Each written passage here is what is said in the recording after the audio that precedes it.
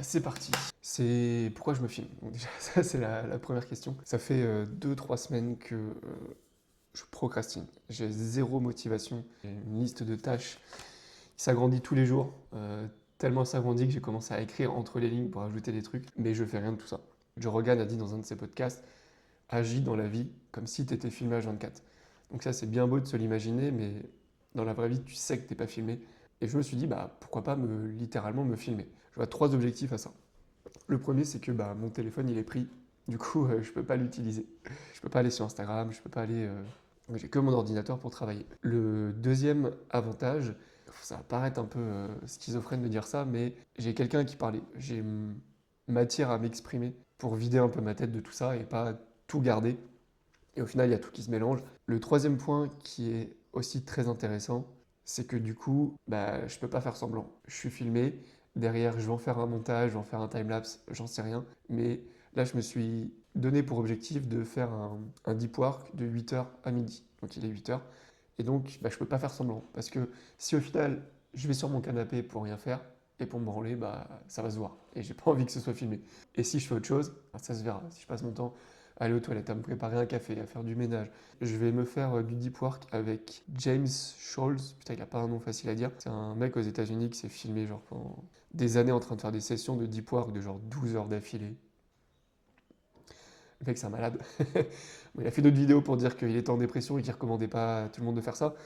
Mais quand même, juste savoir que ton corps a la capacité de faire des deep work de 12 heures, c'est fou. Genre peut-être le maximum que j'ai fait en deep work, c'est 3-4 heures. Et encore, je ne les ai pas fait souvent. Donc j'ai vraiment matière à progresser là-dessus. Et du coup, ça va être du Pomodoro de 1 heure, 50 minutes de deep work, 10 minutes de pause. On va tenter ça.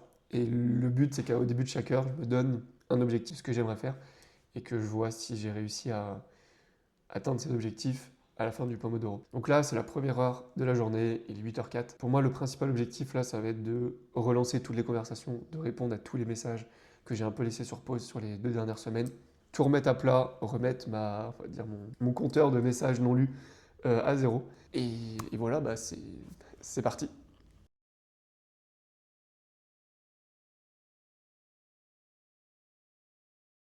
Donc voilà, j'ai relancé toutes les personnes que je devais recontacter, pour lesquelles j'avais laissé des vues. Je sens déjà les bénéfices d'avoir une caméra qui me filme. Le fait d'être observé et de se dire ah je peux pas faire semblant et je peux pas aller ailleurs, ça marche vraiment bien. Là je pars un peu sur une base clean dans mes messages. Donc là j'ai remis à plat tous les messages que je devais envoyer.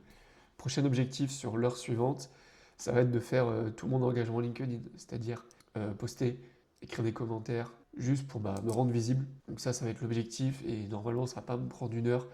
Et à la suite de ça, il va falloir que je commence à envoyer des nouveaux messages pour prospecter des nouvelles personnes. Et en vrai, je pense que le fait de me filmer, c'est pas mal.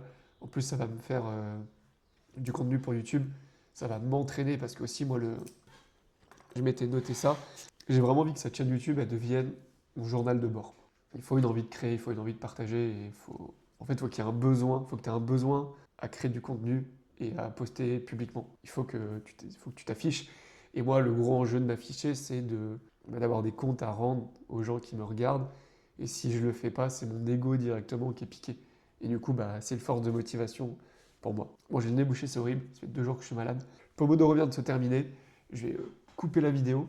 On part pour l'autre session après. Bon, 9h pile poil, c'est parti pour la deuxième session de la journée. Pause est finie.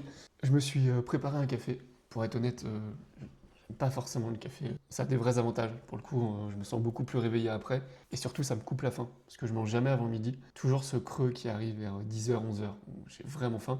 Et le fait de boire un café, ça coupe ça. Donc c'est cool. Voilà, le café est prêt, la petite pause est faite. Rappel des objectifs, poster sur LinkedIn, faire mon engagement LinkedIn et commencer à envoyer des nouveaux messages aux nouvelles personnes. Je vais pas parler pendant plus longtemps, c'est parti. Je viens de me rendre compte qu'il y avait des prospects qui étaient vraiment intéressés, j'avais engagé des conversations, j'étais pas loin d'avoir un rendez-vous et je les ai complètement oubliés dans mon pipe. Et je les ai pas relancés depuis le 21 mai, il y a eu 15 jours qui se sont passés. J'ai vraiment merdé là-dessus.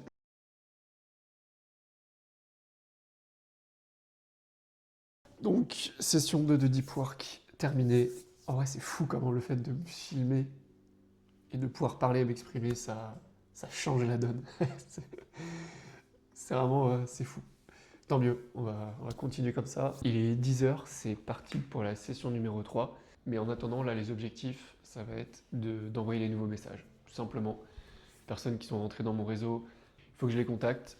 Ça va être l'objectif pour cette troisième session de Deep Work. Ok, bon, là j'ai vingtaine de minutes. Là, il faut que je fasse, on va dire, les messages à froid. C'est-à-dire les personnes qui sont rentrées dans mon... Finalement, gros fail. La caméra avait... enfin, mon iPhone avait plus d'espace de stockage. Tourner 3 h 30 en 4K, en log, 30 images par seconde, bah, je suis à 200 gigas. Au moins je sais, si j'avais pas essayé, j'aurais jamais appris que il faut que je branche un disque dur externe pour directement enregistrer là-dedans. En plus, j'ai passé le midi à essayer de tout mettre sur mon disque dur. Ça a vraiment pris 1 h 15 à faire le transfert. Il a foiré 3 fois en plein milieu. Bref, l'enfer. Ce que je retiens, c'est que ça faisait très longtemps que j'avais pas été aussi productif. En tout cas, sur ma matinée, là j'ai tout traqué. J'ai vraiment, pour le coup, j'ai pas filmé, mais j'ai continué mon focus, mon deep work. Et j'ai vraiment été bien efficace. J'ai rattrapé toute la to-do list que j'avais à faire, les messages envoyés, etc. Je me suis bien relancé, donc ça fait plaisir.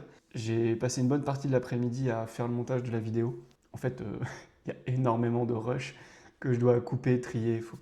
C'est la première vidéo que je monte comme ça, donc c'est normal qu'elle me prenne un peu plus de temps. J'ai envie qu'elle soit quand même sympa à regarder, qu'il y ait un bon rythme. J'essaie de faire un montage un peu qualitatif. Très cool. Je sais pas si je vais le faire tous les jours parce que montage plus les rushs, etc., c'est un peu une galère. Mais je pense qu'une fois par semaine, ce serait cool. Ça me fera du contenu pour ma chaîne YouTube. Ça m'entraîne à monter, à filmer, à parler devant une caméra, etc. Donc je pense que c'est bénéf. Et je vais pas forcément me fixer un jour. Je pense que je vais attendre les jours où je sens que je suis un peu moins motivé. Dès que je sens que voilà, il y a une journée où j'ai pas trop été actif, hop, le lendemain, je me prévois de me filmer dans la journée. Pourquoi pas aussi faire des timelapses? Parce que c'est vrai que quand je travaillais, il y a un truc qui était un peu bizarre, mais le fait de voir une caméra, de savoir que j'étais filmé, bah, il y avait un enjeu où j'avais pas envie de faire autre chose. J'avais pas envie de me lever, je me sentais observé, dans le bon sens du terme. Bon voilà, en tout cas, le fait de me sentir observé, c'est pas mal. Je vais clôturer la vidéo là-dessus, 5 heures après avoir eu la coupure. Mais en tout cas, très bonne expérience. Je vais réitérer à coup sûr. Et j'ai hâte de voir ce que ça va donner. Et maintenant, il faut que j'arrive quand même à tenir ce deep work sans avoir de caméra sur la durée. Donc voilà, c'est cool. Je vais ce soir terminer le montage. Il faut absolument qu'elle soit sortie et que je passe à autre chose. J'ai pas envie que ça dure 15 ans. Mais en tout cas, très bonne expérience. Et je pense que je recommencerai à coup sûr.